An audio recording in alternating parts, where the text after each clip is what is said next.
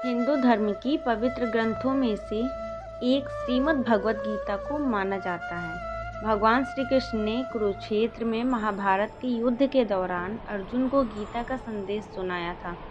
बता दें कि श्रीमद् भगवत गीता में भक्ति योग, कर्म योग, ज्ञान योग का बहुत ही खूबसूरत तरीके से वर्णन किया गया है। गीता में मानव जीवन से संबंधी कई समस्याओं का हल भी बताया है। व्यक्ति के जीवन में जब कोई समस्या आती है तो उसका हल ढूंढने के बजाय वह भागने लगता है।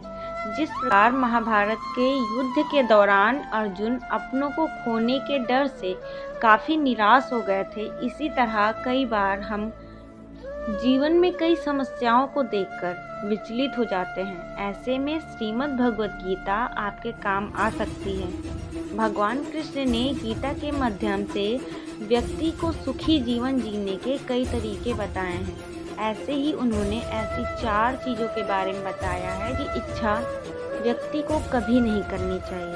इससे उसी को कष्टों का भागीदार बनना पड़ता है।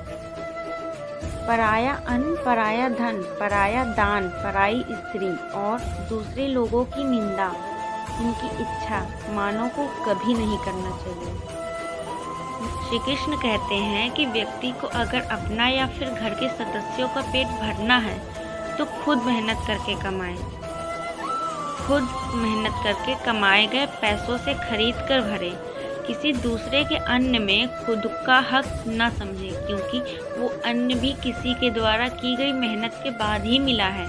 ऐसे में अगर आप पराया अन्न की इच्छा रखते हैं, स्वास्थ्य पर अच्छा असर नहीं पड़ता है।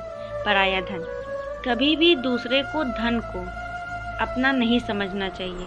अगर आपने किसी के धन छल से ले लिया है तो उससे कई गुना अधिक चुकाना पड़ सकता है। यह धन स्वास्थ्य, शिक्षा या फिर किसी अन्य तरह से खर्च हो सकता है। पराया दान, हिंदू धर्म में दान का विशेष महत्व है। दान करने से पुण्य की प्राप्ति होती है। श्री कृष्ण कहते हैं कि अगर आपके अंदर दान की इच्छा है तो खुद के द्वारा कमाए गए पैसों से ही दें। अगर आप किसी दूसरे व्यक्ति के द्वारा लाई गई चीज़ों का दान करते हैं तो उसका 1% फल आपको नहीं मिलता। पराई स्त्री, पराई स्त्री की इच्छा रखना महापाप माना जाता है। जिस तरह आप लहसुन या प्याज खाकर उसकी गंध को नहीं छिपा सकते, इसी तरह किसी पराई स्त्री की इच्छा करने से उसे आप छिपा कर नहीं कर सकते। ऐसे में आप अपनी मन और भावनाओं में नियंत्रण रखें, जिससे खुद के साथ घर वालों का सिर कभी ना झुके। दूसरों की निंदा करना, श्री कृष्ण कहते हैं कि व्यक्ति को कभी भी दूसरों की निंदा नहीं करनी चाहिए। इससे वह दूसरों की ही नहीं बल्कि खुद का नुकसान करता है। निंदा से किसी भी मनुष्य की बर्बादी शुरू हो जाती है। वह दूसरों के सामने बुरा साबित हो जाता है।